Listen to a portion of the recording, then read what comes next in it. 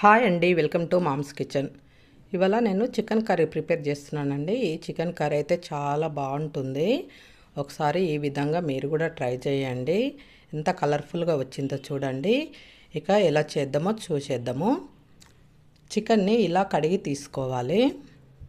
నీళ్ళన్నీ వార్చుకొని చికెన్ని మొత్తము ఇలా ఒక దాంట్లోకి తీసుకొని ఇందులోకి 1 table spoon salt, 1 table spoon పసుపు, 1 టేబుల్ స్పూన్ ఆయిల్ వేసుకొని ఇదంతా బాగా కలుపుకోవాలి. ఇదంతా ఇలా కలిసేటట్టు బాగా కలుపుకున్నాక ఇప్పుడు ఇందులోకి 1 టేబుల్ స్పూన్ కారం వేసుకోవాలి.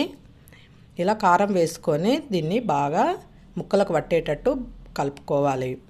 ఇలా కలుపుకున్నాక ఇది పక్కన పెట్టి ఇప్పుడు కర్రీ కోసము కావలసిన మసాలా ప్రిపేర్ చేసుకుందాం. ఒక ప్యాన్ పెట్టుకొని 2-3 టేబుల్ స్పూన్ల ధనియాలు వేసుకోవాలి. ధనియాలు ఇలా బ్రౌన్ కలర్ వచ్చినంత వరకు ఫ్రై చేసుకోవాలి. ధనియాలు బాగా ఫ్రై అవ్వాలి. లో ఫ్లేమ్లో పెట్టి బాగా ఫ్రై చేసుకోవాలి. ఇలా ఫ్రై అయ్యాక వేరొక దాంట్లోకి తీసుకొని అదే ప్యాన్లో 1 కొబ్బరి ఇలా ముక్కలుగా చీల్చుకొని వేసుకోవాలి. కొబ్బరి కూడా బాగా ఫ్రై అవ్వాలి. గోల్డెన్ బ్రౌన్ కలర్ వచ్చేంత వరకు ఫ్రై అవ్వాలి. ఇలా ఫ్రై అయిన దాన్ని తీసి పక్కన పెట్టుకోవాలి.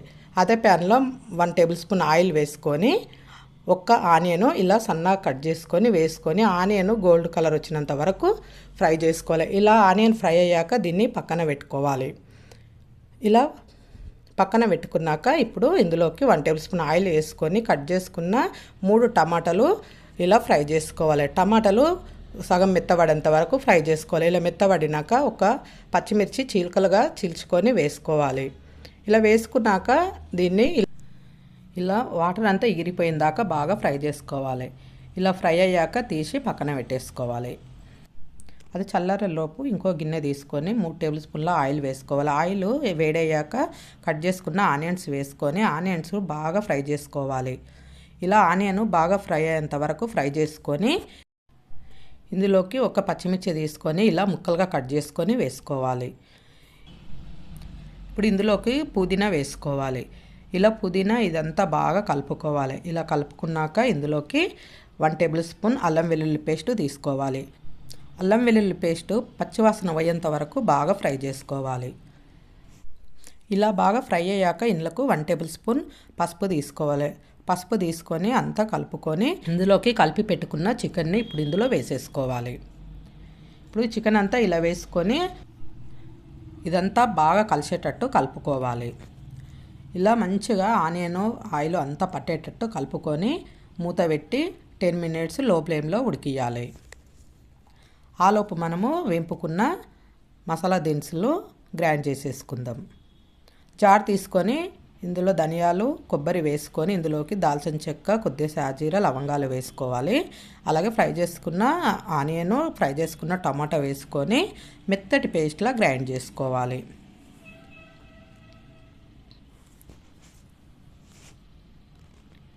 ఇలా మెత్తటి పేస్ట్లా గ్రైండ్ చేసుకొని దీన్ని పక్కన పెట్టుకోవాలి. ఇప్పుడు మూత తీసి మరొకసారి ఇదంతా బాగా కలుపుకోవాలి. ఇలా కలుపుకున్నాక ఇందులోకి 2 టేబుల్ స్పూన్ల కారం వేసుకోవాలి.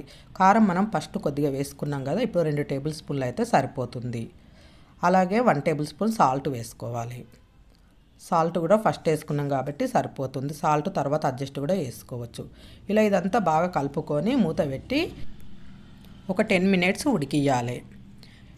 ఇలా లో ఫ్లేమ్లో 10 మినిట్స్ ఉడికేయడం వల్ల ముక్క అనేది మంచిగా గట్టి పడుతుంది. గ్రైండ్ చేసుకున్న పేస్ట్ను ఇప్పుడు వేసేసుకోవాలి. ఇదంతా ఇలా కలుపుకొని 5-7 మినిట్స్ లో ఫ్లేమ్లో ఉడికించాలి. ఇలా బాగా ఉడికించినాక ఇప్పుడు ఇందులోకి కావాల్సినంత వాటర్ వేసుకోవాలి.